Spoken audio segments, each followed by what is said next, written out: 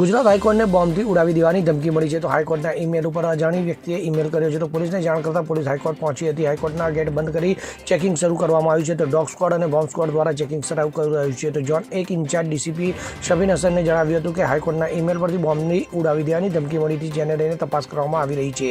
હાઈકોર્ટના ગેટ બંધ કરી પોલીસ દ્વારા તપાસ કરવામાં આવી રહી છે. તો ઈમેલ કરનારની પણ તપાસ કરવામાં આવી રહી છે. તો ઘટનાની જાણ થતાં બોમ્બ ડિટેક્શન એન્ડ ડિસ્પોઝલ ટીમની ગાડી અને ફાયરની ગાડી હાઈકોર્ટમાં પહોંચી ગઈ છે. તો ગેટ નંબર 5 હાઈકોર્ટે સ્ટાફ પ્રયાસનો ગેટ બંધ કરવામાં આવ્યો હતો. આ સાથે કોર્ટમાં પ્રવેશતા વાહનોનું ચેકિંગ કરવામાં આવ્યું છે. તો રિસેસ બાદ કોર્ટ બંધ કરવાની સૂચના આપવામાં આવી હતી. તો આ સાથે વકીલોને પણ કોર્ટ છોડવા સૂચન કરાયું છે. તો હાલમાં સિક્યોરિટી ચેકિંગ ચાલુ છે.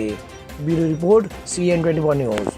હવે જુઓ દેશ દુનિયાની તમામ ખબરો તમારી આંગળીના ટેરવે. ઉઠાવો મોબાઈલ અને Google Play Store પરથી ડાઉનલોડ કરો અમારી CN24 ન્યૂઝ મોબાઈલ એપ.